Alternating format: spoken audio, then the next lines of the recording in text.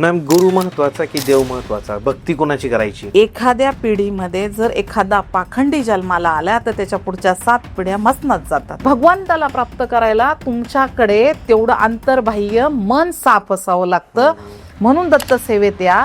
दत्तांचे प्रत्येक अवतार अवतरलेले आहेत. प्राप्त करून घ्या, त्यांची सेवा कशी आहे ते जाणून घ्या आणि मग दत्त सेवेला लागा. दत्त साधनेमध्ये लोकांना कसे कसे अनुभव आले? महाराजांच्या चरणी गेलं तर कुठलंही भूत प्रेत बाधा राहत नाही. काही लोक असं म्हणतात की वास्तूमध्ये खूप शापित वस्तू आहे, की म्हणजे वास्तूमध्ये आमच्या खूप निगेटिव्ह एनर्जी आहे, आम्हाला वास्तूमुळे खूप मोठा लॉस झालेला आहे, काही बिल्डर्स अगदी बर्बाद झाले.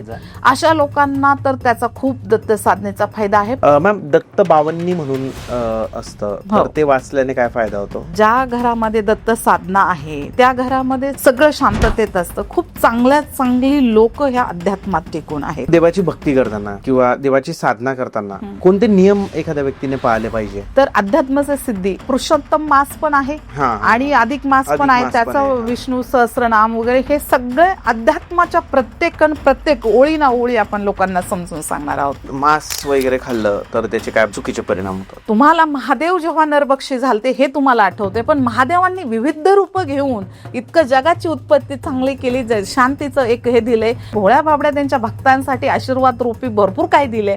प्रत्येक काही इतक्या चांगल्या गोष्टी सोडून तुम्हाला हे कसं दिसतं? याच्यामध्ये दत्त साधना एक आणि एक नवनाथ महाराजांची साधना, म्हणजे नवनाथ साधना, या दोघांमध्ये काय फरक आहे? दत्ताचे मंत्र आहेत आणि आपण ध्यानही करतो, म्हणजे मेडिटेशन ज्याला म्हणतात. तुम्हाला काय वाटतं सगळ्यात जास्त प्रभावी काय? अध्यात्मातून तुम्ही गेलं तरच सिद्धिप्राप्ती होणार आहे ना.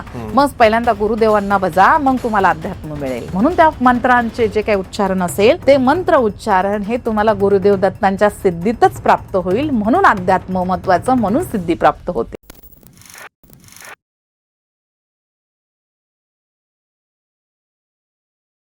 Hello guys and welcome to banter with Chetan. मित्रांनो, आज आपल्यासोबत आहे विद्या बाबळे मॅम. मॅम नमस्ते. नमस्ते मॅम सोबत आपण न्यूमरोलॉजीवर, वास्तूवर मल्टिपल पॉडकास्ट केले, बट आजचा जो आपला पॉडकास्ट आहे तो आहे अध्यात्मावर.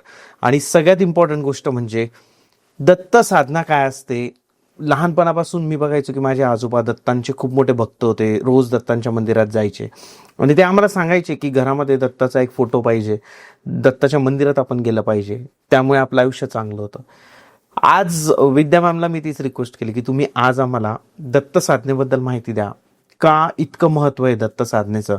दत्त साधना केल्यामुळे तुमच्या आयुष्यात काय परिणाम होतो आणि तुम्हाला जे अचीव करायचंय ती गोष्ट कशी अचीव करू शकता दत्त साधनेमुळे, या सगळ्या गोष्टींवर आपण आज मॅम सोबत चर्चा करणार आहे. तर मॅम, तुमचं स्वागत आहे पुन्हा एक वेळा आपल्या. Thank you sir. Thank you ma'am. काय वाटतं दत्त गुरु काय आहे?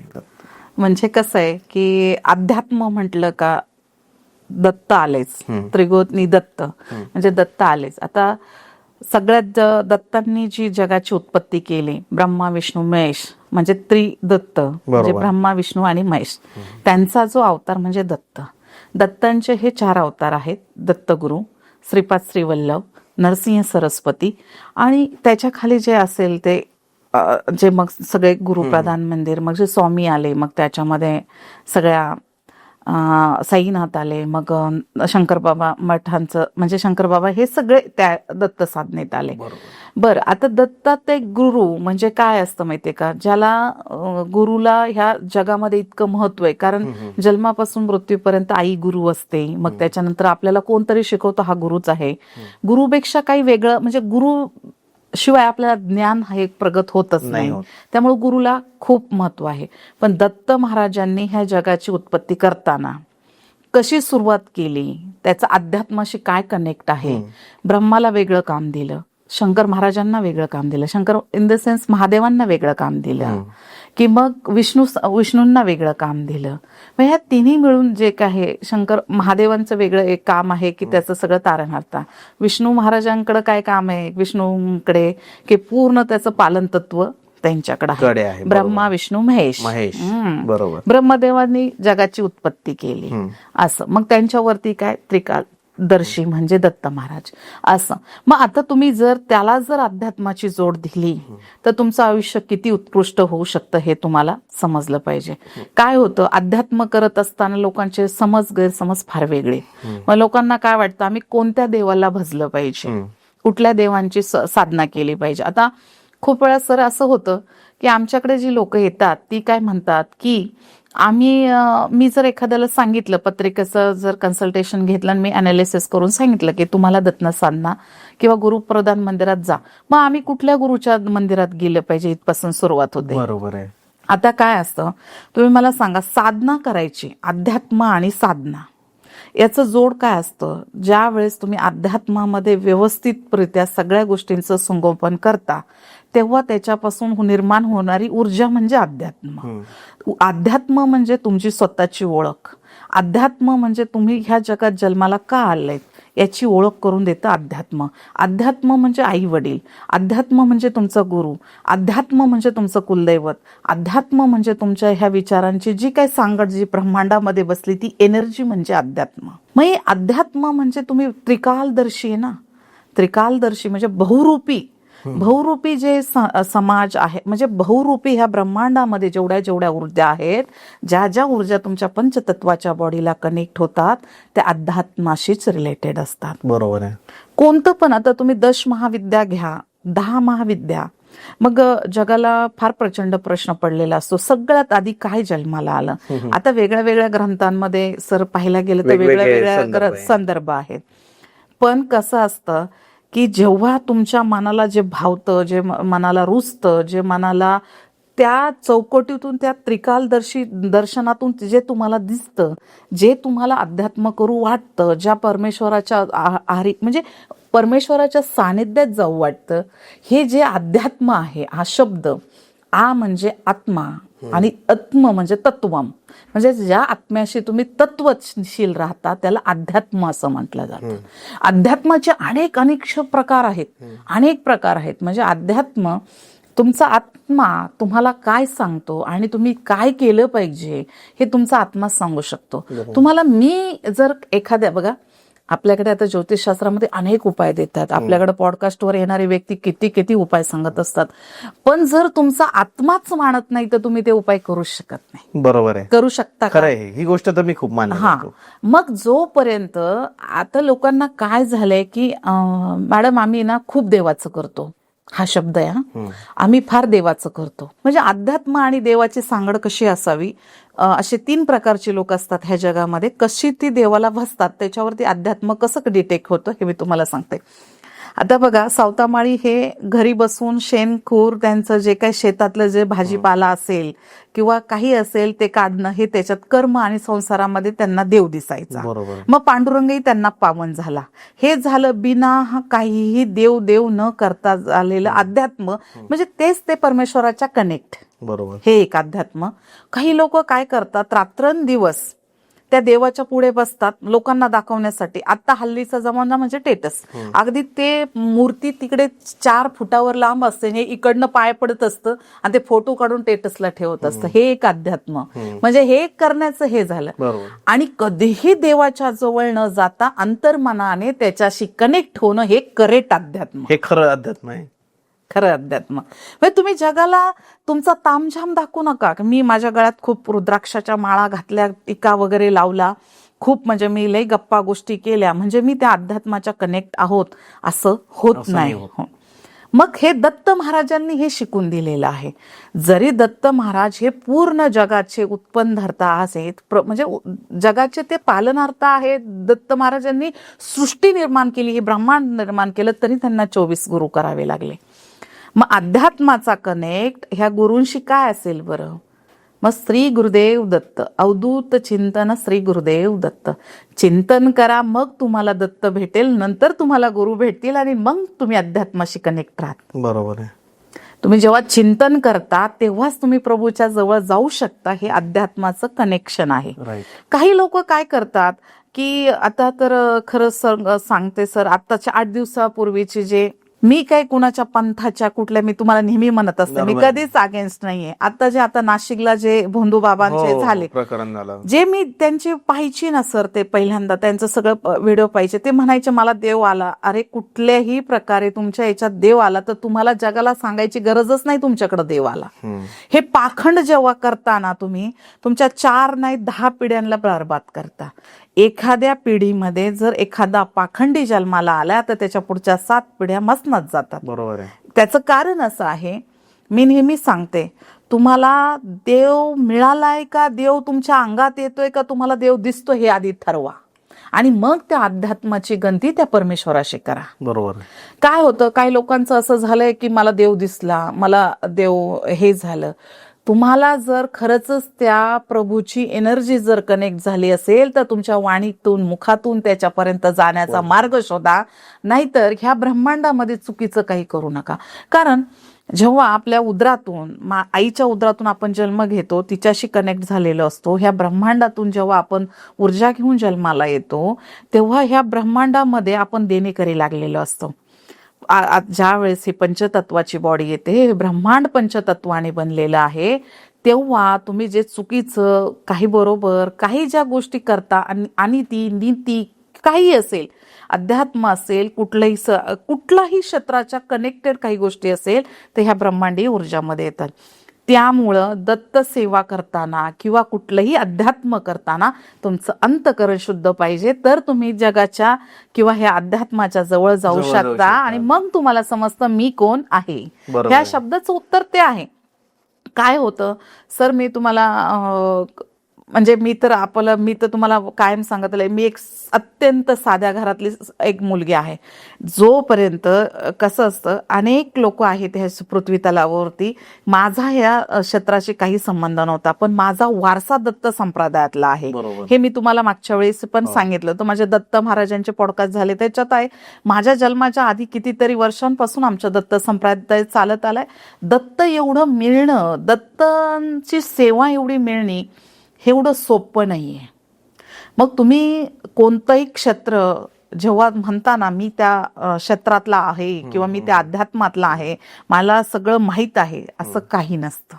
त्यामुळं दत्ताची सेवा करा, कुठल्याही परमेश्वराची सेवा करा, फक्त अंतर्मनाने करा आणि शुद्ध भावनेने करा, तर तुम्हाला ते अध्यात्म मिळतं. असं. मॅम, दत्त साधना केल्यामुळे माणूस कोणत्या कोणत्या देवांपर्यंत पोहोचू शकतो? सर, मी आता तुम्हाला सांगितलं अध्यात्म, आत्मा आणि तत्व याचं अध्यात्म. अध्यात्म ह्या शब्दाचं म्हणजे अध्यात्म काय आहे, तुम्ही जर अध्यात्माच्या 4 परिभाषा पाहिलं. अध्यात्म म्हणजे मी कोण, अध्यात्म म्हणजे अंतर्मनाने घेतलेला आत्माचा निर्णय म्हणजे ठोस निर्णय. अध्यात्म म्हणजे आत्मचिंतन करणे म्हणजे माझ्या आत बाहेर काय चाललेलं आहे हे शोधणे. आणि अध्यात्म म्हणजे ह्या ब्रह्मांडीय ऊर्जाला आपल्या आत एकवटवून आपल्या आत्म्यात घालणे. हे 4 याचं अध्यात्म आहे. मग जर तुम्ही मला सांगा, जर तुम्ही ह्या ज्याचं नीव आहे म्हणजे ज्याची जडाची तुम्ही जर पूजा करत असाल तर तुमच्या जीवनात काही घडणार नाहीये. पण कुठल्याही अध्यात्माची एकच अट असते, तुम्ही आंघोळ करा नका. आता बघा, मस्तानी बाबा म्हणून एक आपल्याकडं, मी एक दत्त सेवेचा आपला एक पॉडकास्ट चाललाय म्हणून मी त्याबद्दल बोलते. पुण्यात मस्तानी बाबा आहेत. त्यांनी कधी आंघोळ करताना कुणाला पाहिलंय?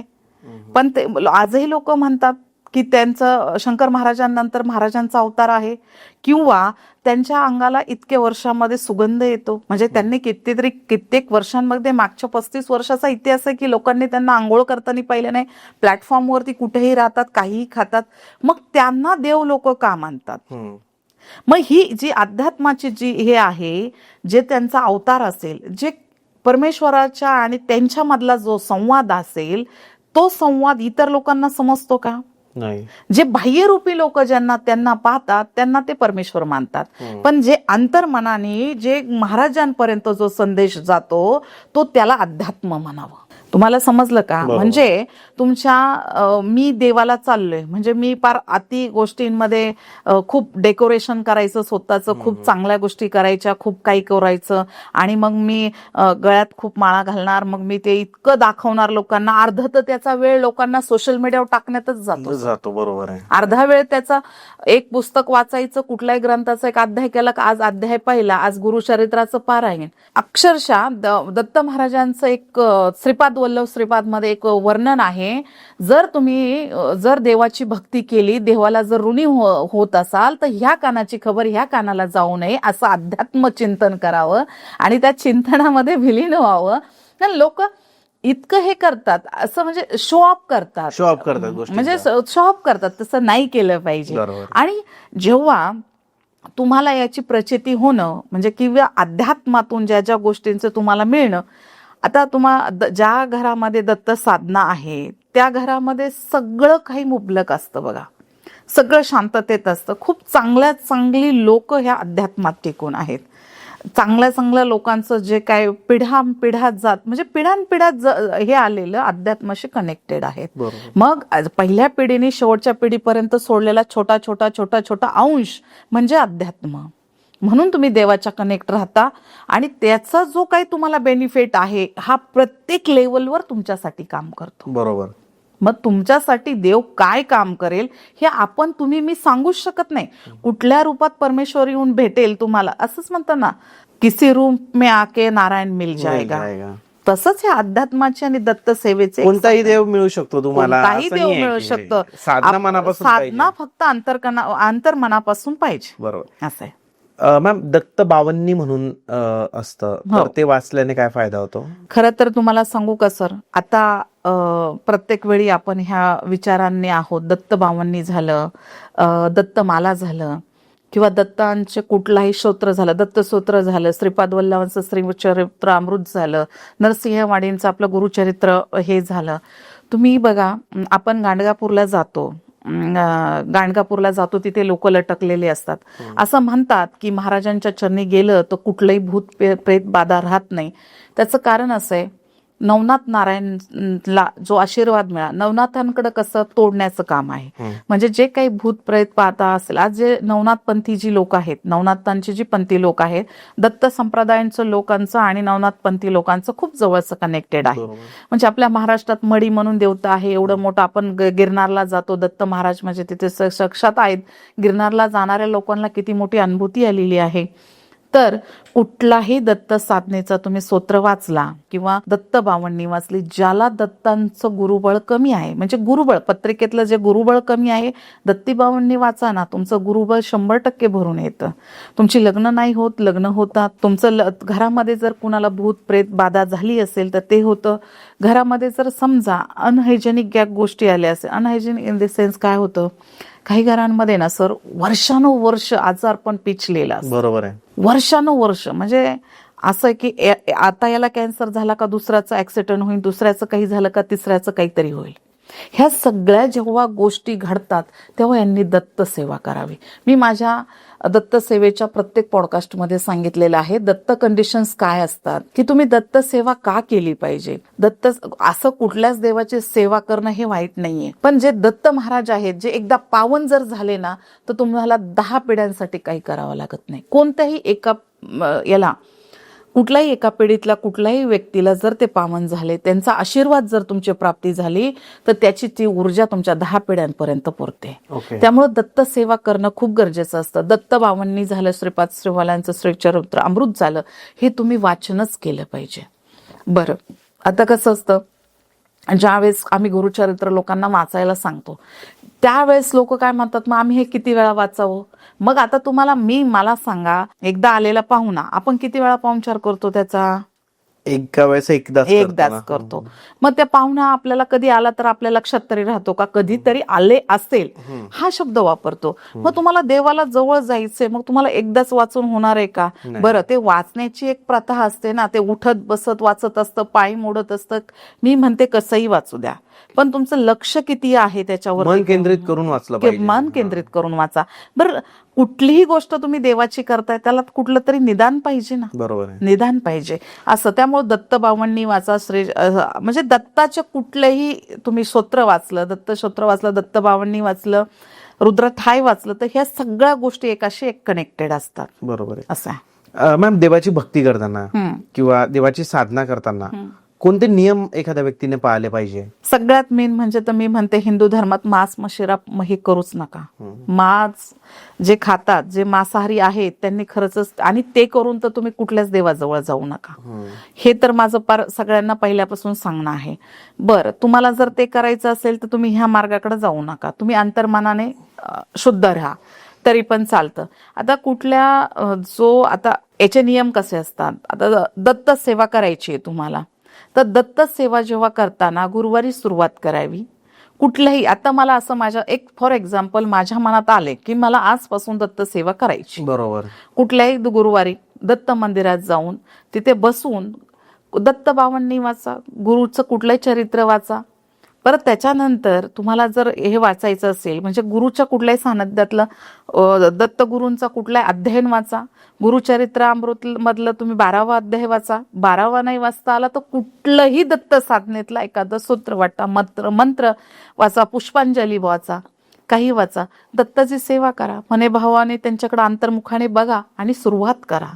ही इतके सिंपल आहे. अत्तराचा बोळा घेऊन जा, दत्ताला लावा, आपल्या स्पर्श आपल्या जवळ ठेवा, एनर्जी आपल्याला कनेक्ट होते, सात्विकता मनात येते, मन थोडंसं शीतल होतं आणि आपली एक सुरुवात होते, एका आध्यात्मिक जर्नीची सुरुवात होते. इतकं सिंपल असतं सर. देवाला मी एकच सांगते, लोक म्हणतात आम्ही 1.25 किलो पेढे वाचू, नवसाचा एक भाग आहे बघा, आम्ही इतकं देऊ देवाला. देवानी कधी तुमच्याकडे मागितलेलं आजपर्यंतचा इतिहास कोणत्या देवानी कुठल्या त्याच्या भक्ताकडे काही मागितलंय का? देव का मागेल?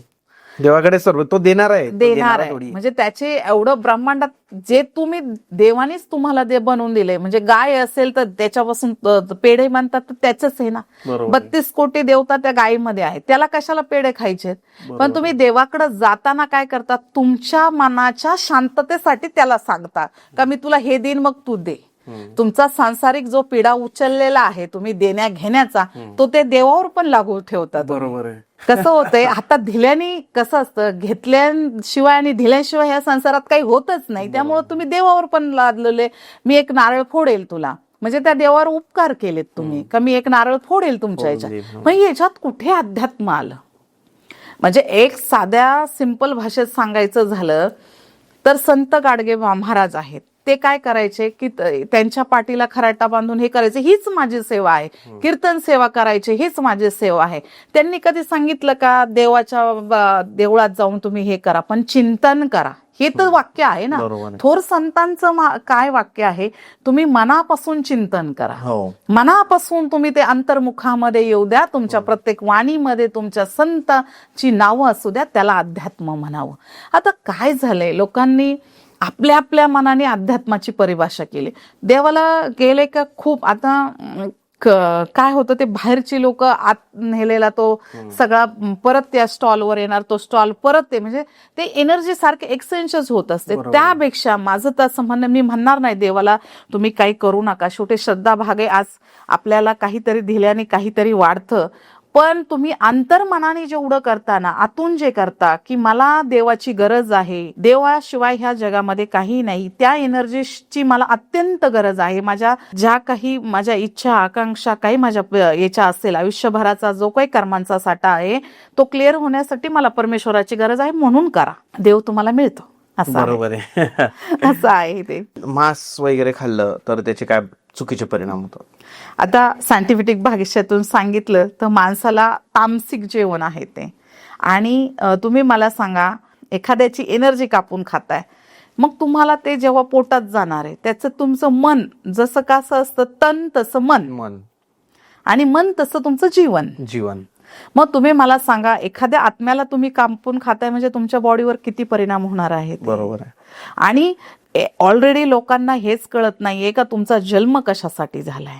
तुमचा जन्म इथं आलेला असतं तुम्ही पूर्वीच्या जन्मात केलेले कर्म कट करायला, आणि तुम्ही पुन्हा त्या कर्मावर साठा अजून लेपन लावताय, म्हणजे परत जन्म आणि मोक्षाच्या जाळत अडकता. त्यामुळं मला तर आता सर ह्याच्या याने सांगायचं झालं, माझ्याकडे क्लायंट आलेले, तुम्ही तर त्या पॉडकास्ट मध्ये सांगितलं तर मांस खायचं नाही, शंकर महाराज स्वतः मांस खात होते, म्हटले महादेव स्वतः मांस खात होते, म्हणजे त्यांना असं म्हणायचं की महादेव स्वतः आघोरी होते, मांस भक्षक होते, पण त्यांनी कोणता अवतार घ्यावा लागला ते मांस भक्षकासाठी ते पहा ना. तुम्ही मनुष्य देहाला जन्माला आले, तुम्ही काय देवाच्या रूपाने बसणार आहे का? देवाला वेगळी वेगळी कॅरेक्टर आपली सांभाळावं लागली, कारण त्या कॅरेक्टरमध्ये त्याला ते पात्र निभावावं लागलं. तुम्ही एकच देहात जन्माला आलेत आणि तो मनुष्य देह, तो तर नीट जागा, तो तर नीट जागा. म्हणजे तुम्ही देवाची तुलना, तुमची तुलना तुम्ही देवाशी करताय, म्हणजे तुम्ही कुठेतरी चुकताय. आणखीन कर्माचं काउंट, राईट, आणखीन कर्माचं काउंट वाढवताय. म्हणजे तुम्हाला महादेव जेव्हा नरभक्षी झालते हे तुम्हाला आठवते, पण महादेवांनी विविध रूप घेऊन इतकं जगाची उत्पत्ती चांगली केली, शांतीचं एक हे दिले, भोळ्या बाबड्या त्यांच्या भक्तांसाठी आशीर्वाद रूपी भरपूर काही दिले. प्रत्येक काही इतक्या चांगल्या गोष्टी सोडून तुम्हाला हे कसं दिसतं की महादेवांनी नरभक्षी झाले होते ते झाले होते? असं नाहीये. तुम्ही तुमच्या सोयीने देवांकडे पाहू नका. मला काय सांगायचंय, तुमच्या सोयीने तुम्ही कुठल्या देवाकडे पाहू नका. आणि काय असतं, आपण सगळ्यात जास्त बघा सर, दत्त सेवा करत असताना आज आपल्याकडे कितीतरी कोट्यावधी महाराज, म्हणजे मी सुद्धा एक खूप स्वामी भक्त आहे, कोट्यावधी लोक, कोट्यावधी जनता स्वामींना खूप हे करते. स्वामी कुठून आले, कुठून गेले, कसे गेले हे सगळ्यांनाच माहिती आहे. पण कसं असतं, जे स्वामी भक्त आहेत ते दत्त सेवेत पण आहेत. बघा, जे स्वामींचे किती किती करोडो जनतेची अनुभूती आहे की आम्ही स्वामींच्या साधं तारक मंत्र वाचला, तारक मंत्र आमच्या सेवेत म्हणजे सेवेत आहे रोजच्या, तरी आमच्या घरामध्ये इतके चांगले चांगले अनुभव आहेत. सर मी तुम्हाला एक गोष्ट सांगते, माझं एक पेशंट होतं, टीव्ही झाला होता त्या पेशंटला एक 6-7 महिन्यापूर्वी. 1 वर्षापूर्वी त्या टीव्ही झाला होता. आणि ते टीव्ही झाल्यानंतर आता थोडंसं मनाने कमकोद असल्यानंतर कुठल्या आजाराची हे म्हटलं तर माणूस घाबरतो. तर त्यांनी असंच कुठेतरी पुस्तकात किंवा त्यांच्या पॉडकास्टमध्ये म्हणा कशात तरी वाचण्यात आलं, स्वामींची सेवा केल्यानंतर सगळे असाध्य आजार बरे होतात. तर ते एकदा माझ्याकडे आले, म्हटलं मी काय केलं पाहिजे.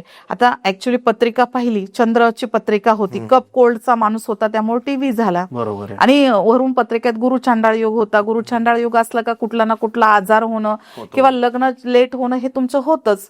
मग हे साधी साधी गोष्ट मी त्यांना असं सहज म्हणून गेले, म्हटलं आपल्या ऑफिसमध्ये एवढा मोठा स्वामींचा फोटो आहे, म्हटलंय बघा यांच्याकडे पहा आणि तारक मंत्र म्हणायला आजपासून सुरुवात करा. तर ते आणि मी विसरून गेले.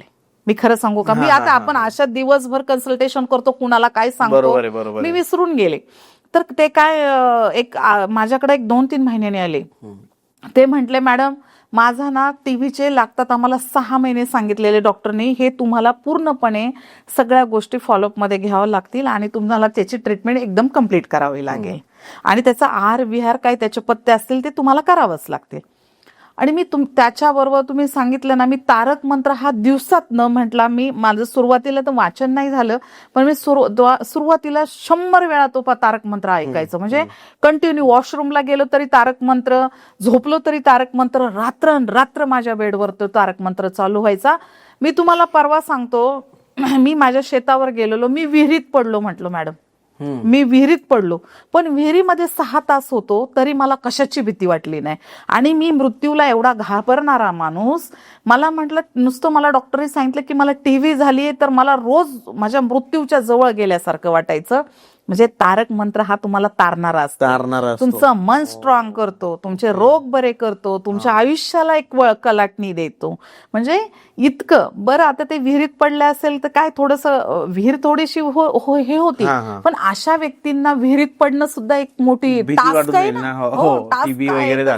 बीपी हाय होणं, बरं तेवढ्या लोकांनी त्यांना पाहणं. आता थोडंसं ग्रामीण भागात गेल्यानंतर थोडंसं एक माळरानावरती जर हे असलं काही हे असेल तर थोडंसं त्रासदायक होतं. असं म्हणजे इतकी अनुभूती आहे तारक मंत्राची. त्यामुळं दत्त सेवा, स्वामी सेवा, महाराज सेवा ही तुम्ही केली पाहिजे. मॅम, दत्त साधना केल्याने घरातील कोणते अडथळे दूर होऊ शकतात? सर, दत्त साधना ही प्रत्येकाच्या घरात, हिंदू धर्माच्या घरात असलीच पाहिजे.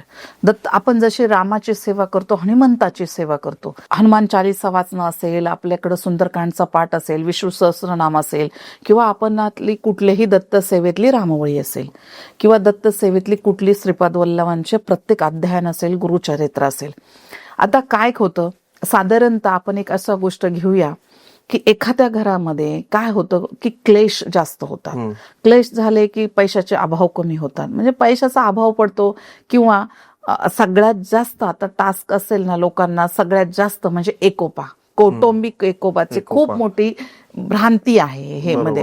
आणि काय होतं की आता माझ्याकडे जेव्हा मी कुळाची स्पेशलिस्ट असल्यानंतर लोक मला विचारतात की आमचं कुळ काय. ज्याला कोणाला कुळदैवत माहित नसेल ना, त्यांनी आपल्या घरामध्ये एक दत्ताची मूर्ती, दत्ताचा फोटो किंवा काही ठेवून दत्त महाराजांचं कुठलंही रूप असेल, नरसिंह सरस्वती असेल, श्रीपाद वल्लभ असतील किंवा साक्षात हे असतील, दत्त महाराज असतील, नवनाथांचे कुठलेही नवनारायण असतील, कुठलाही फोटो ठेवा, अंतर्बाह्य मनाने त्याची सेवा करा. तुमच्या घराचं स्वर्ग झाल्याशिवाय राहणार नाही. इतकं त्याच्यामध्ये पॉवर आहे. बरं, दत्त सेवा कशी करावी? अत्यंत साधी आणि सरळ सेवा आहे. फक्त ह्याला एकच अट असते. मी तसं म्हटलं, अध्यात्म तुम्ही जसं करता की तुमच्या अंतर्मनाने करा, तरी तुम्हाला खूप त्याची साधनेची प्राप्ती होते, तुमच्या सगळ्या गोष्टींची प्राप्ती होते, धन प्राप्ती होते. आता मी तुम्हाला याच्यातलं एक उदाहरण सांगते. राजश्री लॉटरी येते बघा, राजश्री लॉटरी येते. एक 7 वर्षापूर्वीची गोष्ट आहे सर. मी ह्या लॉटरी बिटरीला मानत नाही. नाही करत नाही म्हणजे मी मानतच नाही. खरं तर म्हणजे ते असतं ह्याच्यावरच माझा प्रश्नचिन्ह आहे का ते असतं वगैरे असतं, म्हणजे लोकांना याची लॉटरी लागली, त्याची लॉटरी लागली असं. काय झालं, एक 8 वर्षापूर्वी एक शाकुंतला नावाचे ताई आहेत त्या, तर त्या परवा मला म्हणाल्या की तू पॉडकास्टला गेली ते माझं नाव घे ना ग, किती लोकांचं नाव घेतेस, मला लॉटरी लागली तुझ्यामुळे, तू सांगतच नाही. म्हटलं मी अशी कशी कुळाच्या पॉडकास्टला तुला लॉटरी लागलेली सांगेल, असंच म्हणजे असं घरोबा. तर काय झालं, इतकी विवंचना, 4 घरची धुणी भांडी करायची शाकुंतला ताई आमची, त्या कमेंट्स करतील आपल्या पॉडकास्टच्या खाली, त्या करणार आता असं. तर काय झालं, तर एकदा त्या माझ्याकडे आल्या. त्यांचे मिस्टर म्हणजे त्या काळात 2004 की 5 साली ते ऍक्सिडेंटली गेले. 2 मुली, 2च मुली, आणि त्यांचे सासू सासरे त्यांच्याबरोबर. अत्यंत हे हलाखीची परिस्थिती. आणि ते आपल्या पूर्वी आपण काहीतरी 2003 का 4 साली जेव्हा भाड्याने राहत होतो तिथे आमच्या शेजारी आल्या होत्या आणि राहायला आलं. तर एक जस्ट त्या इकडनं याला गेल्या, कल्याणला गेल्या, आणि तिथे जाऊन त्यांनी आपला बसेरा केला. कारण काही ग्रामीण भागातून एवढं त्यांना हे येत नव्हतं, त्यामुळे तिथे गेल्या. तर काय करायचं, 4 घरच्या धुणी भांडी करायला लागल्या. त्या मावशी मटकी वगैरे विकायला लागल्या, मोड आलेली मटकी वगैरे, आणि त्याच्यावर त्यांचा उदरनिर्वाह चालू झाला. ते काका पेपरचे गट्टे बांधायला जायचे. असं त्यांचं अत्यंत शांततेचं जीवन. आता दत्त साधना, एकदाच असा फोन आला, त्यावेळेस मी फक्त न्यूमरोलॉजी करत होते सर, आणि माझं याचं काय चालू होतं, एवढं काही नव्हतं. पण मी पहिल्यापासून दत्त सेवेत असल्यामुळे मी त्यांना सहज म्हटले, शाकुंतला ताई तुम्ही एक काम करा ना, तुम्ही एवढं काम करताना सकाळी फक्त दत्त बाबांनी वाचत जा आणि दत्त सेवा करत जा, जसं जमेल तसं तुम्हाला. तर त्या मला म्हणायला लागल्या, कुठं विद्याच टाइम असतो, 2 मुलींचं करणं, शाळेत सोडणं, हे ते, मावशींना म्हणजे त्यांच्या आईंना सासूबाईंना काही होत नाही असं, तरी पण मी करेल म्हटले, म्हणजे करेल म्हटले. म्हटले देवावर तर आता माझा विश्वासच नाही राहिला, त्यांच्या मिस्टरांचं असं झालं त्यामुळे. तर म्हटलं ठीक आहे करेल म्हटले. पण त्यांना काय झालं, अनुभूती काय माहिती, त्यांनी दत्त बाबांनी वाचायला सुरुवात केली, पण त्यांना ना त्या इतक्या रुजत गेल्या त्याच्यात. त्यांनी नंतर स्वामी सेवा चालू केली आणि दत्त आणि प्लस स्वामींची इतकं सेवा चालू केली. त्यांच्या घरामध्ये त्यांचं अध्ययन म्हणजे अध्याय वाचायला सुरुवात केली त्यांच्या घरामध्ये. सर एकदा काय झालं, दिवाळीच्या वेळेस ते राजश्री लॉटरी का काय असतं म्हणतात, मला माहित नाही त्याचं त्यांनी तिकीट काढलं, 10 लाखाचं तिकीट काढलं. म्हणजे एक रॅन्डमली हो, असं जे की काढतं सगळेच काढतात म्हणून आपणही काढलं. ते तिकीट त्यांना लागलंच सर, 10 लाखाचं. तिचा इतका विश्वास बसला. आजही तिच्या याच्यामध्ये स्वामींचं मोठं मंदिर केलंय तिने, दत्त महाराजांची इतकी सेवा करते.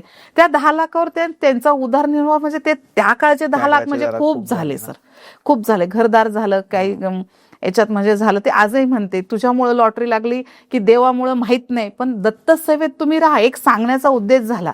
एखाद्याचे कुटुंब, बसलेली कुटुंब उभं राहायचं काम दत्त महाराज करतात. बरोबर आहे, दत्त महाराज करतात. असं आहे. जेव्हा मी आता प्रत्येक वेळेस वाडीची महिमा सांगत असते, म्हणजे मी दत्त महाराजांची जेव्हा पॉडकास्ट करते तेव्हा दत्त महाराजांच्या जेव्हा वाडीची महिमा सांगत असते, दत्त महाराजांचं औदुंबर आणि नरसिंहवाडी तर हे माहेरघर आहे. बरोबर आहे, माहेरघर आहे. त्यानिमित्ताने आता जसं मी तुम्हाला मागाशी ऑफ कॅमेरा म्हटलं की आपला 3 दिवसाचा अध्यात्म से सिद्धी हा कार्यक्रम तिथे होतोय. म्हणजे खूप मोठा कार्यक्रम की जो अध्यात्म तुम्हाला काय नेतं, कुठल्या गतीत तुम्हाला पुढे घेऊन जातं, ते अध्यात्माचा 3 दिवसाचा कार्यक्रम आपण करत आहोत. नरसिंहवाडीला आहे. तर अध्यात्माचा सिद्धी 21, 22, 23 मेला म्हणजे पुढच्याच महिन्यामध्ये आपण करत आहोत. अत्यंत ऊर्जावान आणि अत्यंत दुर्लभ असा कार्यक्रम आहे. इतका ब्रह्मांड ऊर्जा देण्यासारखा अप्रतिम असा सोहळा आहे महाराजांच्या चरणी. मग मॅम तो कार्यक्रम 3 दिवस नरसिंहवाडीला असणार आहे. हो. नरसिंहवाडी कुठे आलं, ज्या लोकांना माहित नाही त्यांच्यासाठी? कोल्हापूरच्या जवळच म्हणजे नरसिंहवाडी इन द सेन्स नरसोबाची वाडी. काही लोक नरसोबाची वाडी असं म्हणतात, पण त्याचं खरं नाव नरसिंहवाडी असं आहे. 3 दिवस राहायचा कार्यक्रम आहे. सगळं आपण अत्यंत छान व्यवस्था केली आहे लोकांची, सुंदर. आणि पुरुषोत्तम मास पण आहे आणि अधिक मास पण आहे. त्याचं विष्णू सहस्त्रनाम वगैरे हे सगळे अध्यात्माच्या प्रत्येक ओळी ना ओळी आपण लोकांना समजून सांगणार आहोत. म्हणजे पहिल्या दिवशी तुम्ही आपली कुळाची स्पेशालिटी आहे तर कुळाचार कसे करायचे. सेकंड दिवशी दत्तयाग आहे. दत्तयागासारखा मोठा कार्यक्रम तिथं आहे. जवळजवळ 200 लोकांचं आपण तिथं हे केलेलं आहे. 100 ते 200 लोकांचं हे स्वतः सगळं महाप्रसादापासून तर सगळं सुंदरकांड वगैरे असं हे केलेलं आहे. नॉमिनल अशा सगळ्या काही गोष्टी अशा एकदम परफेक्ट आपण त्यांना दिलेल्या आहेत. असं आयुष्यात लोकांच्या लक्षात राहील असा कार्यक्रम आहे. त्यामुळं जी नरसिंहवाडी औदुंबराचं जे स्थान आहे ते याला एक वेगळं महत्व आहे. कृष्णाकाठी म्हणजे पितृंना तर्पण देणं, कृष्णामाईची ओटी भरणं. कृष्णामाईची ओटी का भरली जाते, पंचगंगा नदीला पंचगंगा का म्हटलं जातं, हे सगळं आपण त्या अध्यात्मात शिकवणार आहे. बरं, आपले कुळाचार कुठेतरी चुकत असतात, मग आपले दत्त साधनेने ती कंप्लीट होतात का, हे पण लोकांना आपण तिथे समजून सांगणार आहे.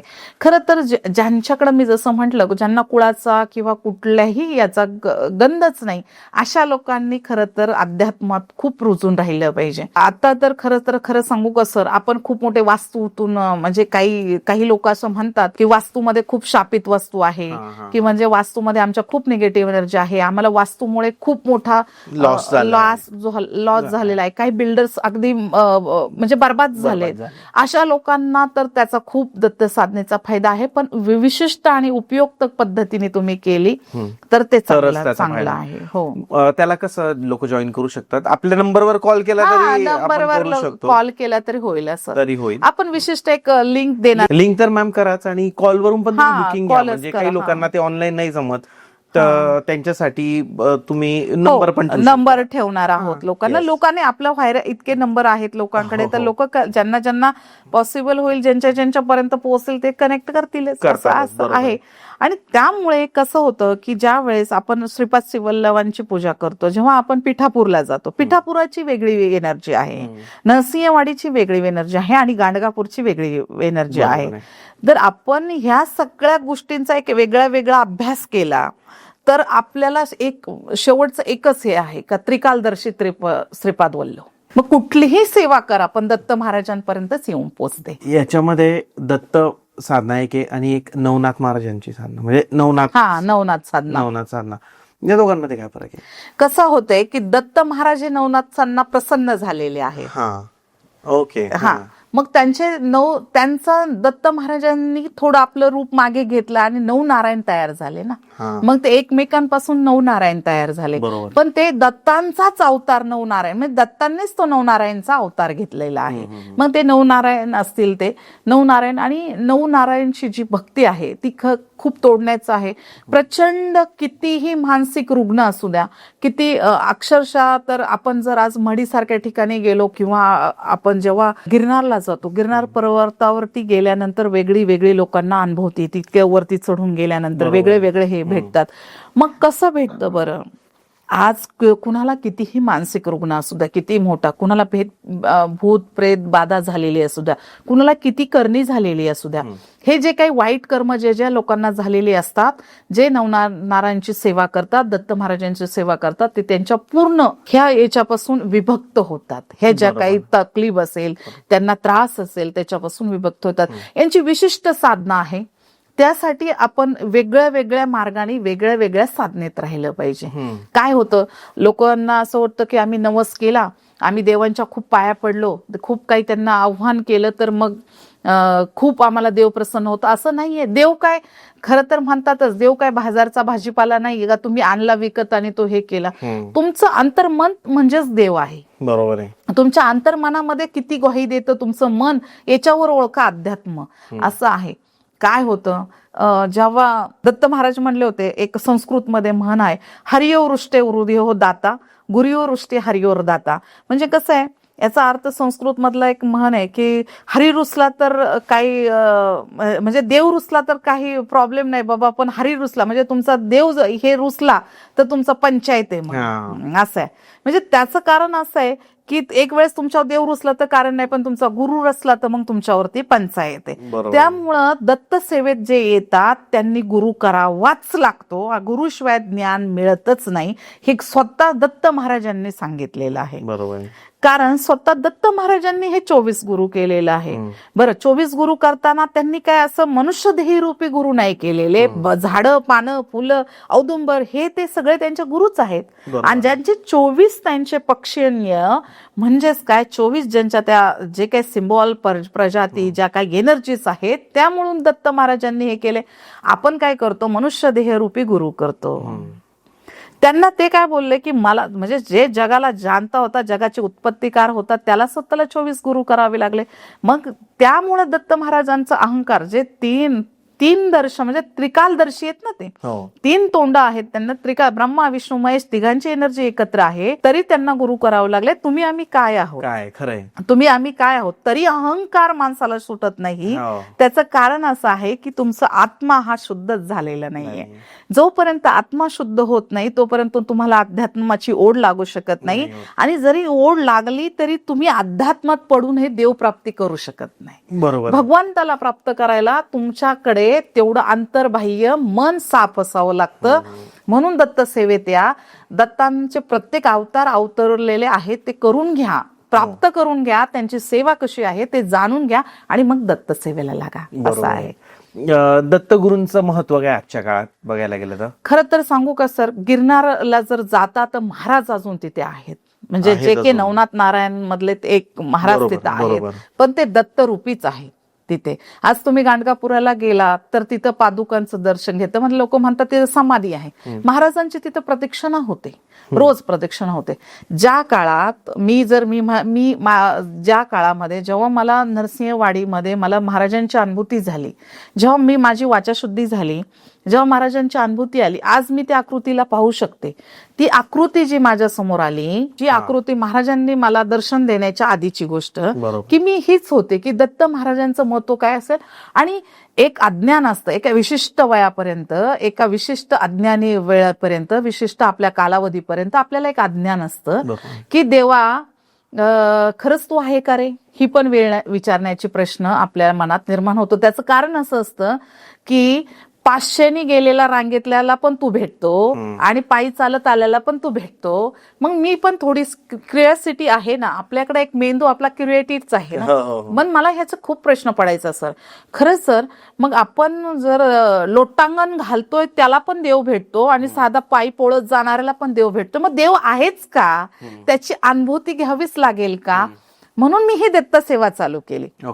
जरी माझा दत्त संप्रदायाचा वारसा असला तरी मला ह्या दत्त सेवेत येण्याचं कधीही त्याची क्रिया म्हणा, त्याची कुठलीही गरज कधी भासली नाही.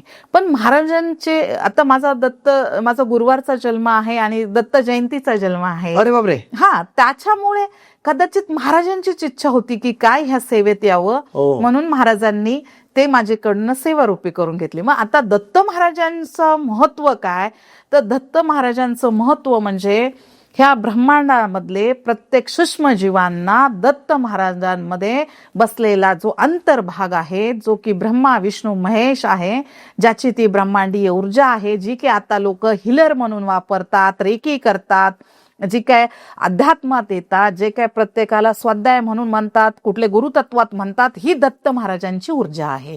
मग ती स्वामी रूपी असेल, शंकर महाराज रूपी असेल, कुठल्याही साईनाथांच्या रूपी असेल, आजूबाजूला पडोसला असलेल्या प्रत्येक देवांची एनर्जी असेल, ही दत्त सेवा आहे. ही दत्त एनर्जी आहे, ती तुम्ही ओळखली पाहिजे.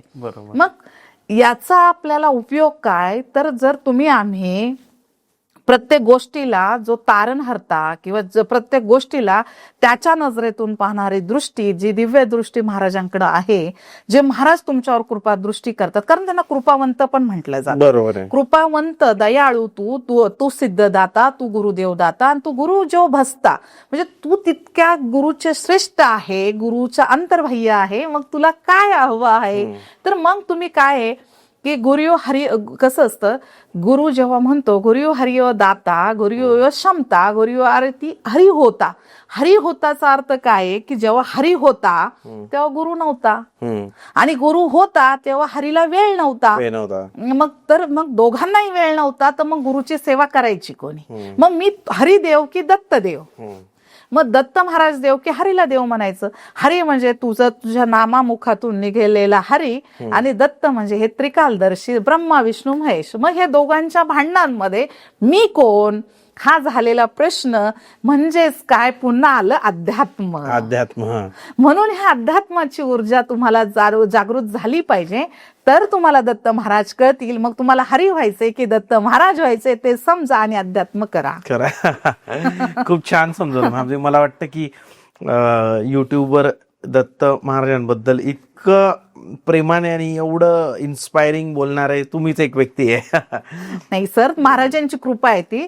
कसं असतं, महाराज आपल्या अंगात येतात म्हणण्यापेक्षा महाराज कोण आहे ते समजून ते घ्या. सांगितलं. तुमच्या पिढ्या काय सांगतात ते समजून घ्या. तुमच्या पाठीमागे 4 लोक तुम्हाला पाहणारे असतात. काहीतरी आपल्या सनातन धर्माला गालबोट लावायचं. आपल्या विविध धर्मामध्ये आहे का कुणी आज इकडं पकडला पाखंडी, कुठं पकडला? मग तुम्ही धर्माला बोट का लावता? धर्माचा आपला नाश का करता? जेवढी आज तुम्ही मला सांगा, प्रत्येक आपल्या हिंदू धर्माचं प्रत्येक व्यक्तिमत्व हे भाजी रोटी खाऊन, एक वेळचं जेवण खाऊन यांनी हा एवढा सनातन धर्म मोठा केला, एवढं देश राष्ट्रासाठी वागले. आणि हे 4-2 गोष्टींच्या मोहापायी यांनी हिंदू राष्ट्र नासवायची कामं चालू केली आहेत. मग काय होतं की आज ती लोक ज्ञानी नव्हती का? बरं, प्रचंड ज्ञानी असणारी लोक जी सत्तेवर बसली ती त्यांना मोहाला बळी पडलीत ना. मग काय होतंय, सनातन धर्म संपत आलाय. हिंदू धर्माचं का आज तुम्ही लोकांना काय सांगता की आमचा हिंदू धर्म श्रेष्ठ आहे, पण तुम्ही तसे वागता का? बरोबर आहे. आज तुम्ही मला सांगा, ऑदर कुठल्याही कास्टमध्ये किंवा कुठल्याही धर्मपंथांमध्ये आज कुठलाही व्यक्तिमत्व जेव्हा हे करतात ते त्यांच्या धर्माला लागून आहे. तुम्ही तसे राहा. आपला धर्मच ते सांगतो ना, सर्व धर्म समभाव. मॅम, दत्त साधनेमध्ये लोकांना कसे कसे अनुभव आले आजपर्यंत?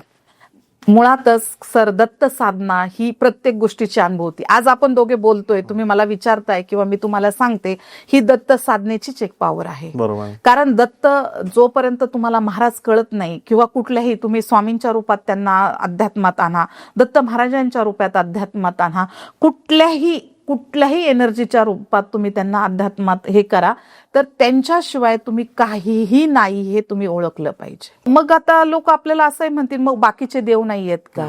पण जी उत्पत्तीचा जो स्तोत्र आहे, जो वटवृक्षाचं जे पानं पूर्ण जी मुळापर्यंत गेलेली आहे, त्याचा वटवृक्ष झालेला आहे, तो दत्त महाराजांचं खोड आहे. आणि मग हे वटवृक्षाच्या फांद्या त्या गेलेल्या आहेत. मग इकडे ब्रह्मा असतील, इकडे महेश असतील, इकडे ब्रह्माची उत्पत्ती असेल, म्हणजे विष्णूंची उत्पत्ती असेल, 10 महाविद्या असतील, इकडची कुठली एनर्जी असेल, हे वटवृक्षाच्या ह्या फांद्या फुलं आहेत. हे जे ब्रह्मांड आहे एक वटवृक्ष आहे, आणि वटवृक्षाचे जे काही ज्यांनी वटवृक्ष निर्मिती केली ते दत्त भगवान आहेत. मग आपण ते काय मिळू शकत नाही. आता काय होतं, जेव्हा आपण हिलिंग क्षेत्रामध्ये जातो, रेकीच्या क्षेत्रामध्ये जातो, दत्त साधनेतून तुम्ही हिलिंग कसं करावं याची एक आपण क्लास डेव्हलप करत आहोत. त्या ज्या वेळेस तुम्ही ते क्लास अध्यात्माचा म्हणजे अध्यात्म से सिद्धी हा क्लास जेव्हा तुम्ही जॉईन करा, त्यावेळेस रेकीच्या एका विशिष्ट लेवल पर्यंत जायचं. शक्तिपाताची दीक्षा काय असते, शक्तिपातामुळे दत्त साधनेत तुम्हाला काय होऊ शकतं, तुम्ही कुठल्या एनर्जीला टिकून राहू शकता, आणि ह्या कलियुगामध्ये जे तुमच्यासाठी जे वाईट बनलेलं आहे त्याच्यावर मात देऊन तुमची ऊर्जा कशी कायम करू शकता, त्याच्यासाठी तो कार्यक्रम आहे अध्यात्माचे सिद्धी. त्यामुळे आपण भरपूर काही ह्या अध्यात्मात खूप छान होणार आहे. आणि आपण 2-2 दिवसाचे पण जसे आपण रेकीचे क्लासेस घेतो, तसं अध्यात्माचे सिद्धी 2 दिवसाचा शक्तिपाताचा हे असेल, जी की ब्रह्मांडीय ऊर्जा आहे, ती मी एकवट करून जी आपल्या आत्माला जी शुद्धीकरण देते, जी हिल करते बॉडीला, ऍक्च्युअली तुमच्या पूर्वजन्माचा ह्या जन्माचा साठा आणि येणारं तुमचं पुढचं आयुष्य कसं असणार आहे त्याच्यावरती आधारित आहे. एक्झॅक्टली. मॅम, दत्ताचे मंत्र आहेत आणि आपण ध्यानही करतो, म्हणजे मेडिटेशन ज्याला म्हणतात. तुम्हाला काय वाटतं सगळ्यात जास्त प्रभावी काय? आत्माचे सिद्धी हाच तो ध्यानाचा आणि मंत्रांचा प्रवास आहे. ओके. म्हणजे तुम्ही अध्यात्मात जर जायचं असेल तर तुम्हाला मेडिटेशन करावं लागेल. मेडिटेशन तुम्ही जर केलं तरच तुमच्याकडं सिद्धी प्राप्त होते.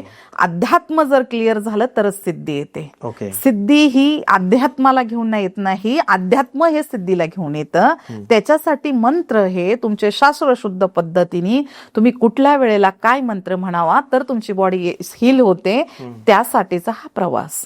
जे काय मंत्र आहे, साधा तुम्ही दिगंबरा दिगंबरा श्रीपाद वल्लभ दिगंबरा, खूप पॉवरफुल मंत्र आहे का? खूप पॉवरफुल मंत्र आहे. दिगंबरा दिगंबरा श्रीपाद वल्लभ दिगंबरा, ओम नमो नारायणा, हा म्हणजे इतके जे मंत्र आहे जे की दत्त संप्रदायाचं श्री गुरुदेव दत्त हा मंत्र सुद्धा आहे. तो उच्चारण कसा करायचा बघा तुम्ही.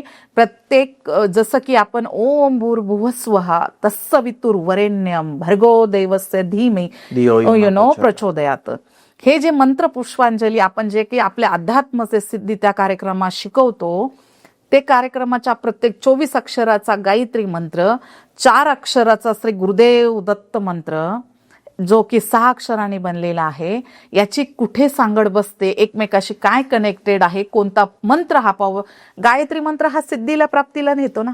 मग अध्यात्मातून तुम्ही गेलं तरच सिद्धी प्राप्ती होणार आहे ना. मग पहिल्यांदा गुरुदेवांना भजा, मग तुम्हाला अध्यात्म मिळेल. बरोबर आहे. असं आहे. म्हणून त्या मंत्रांचे जे काही उच्चारण असेल ते मंत्र उच्चारण हे तुम्हाला गुरुदेव दत्तांच्या सिद्धीतच प्राप्त होईल. म्हणून अध्यात्म महत्वाचं, म्हणून सिद्धी प्राप्त होते. बरोबर आहे. असं आहे. मॅम, गुरु महत्वाचा की देव महत्वाचा? भक्ती कोणाची करायची? जे मानलेले गुरु असतात आपले त्यांची की? अतिशय कठीण प्रश्न आहे हा.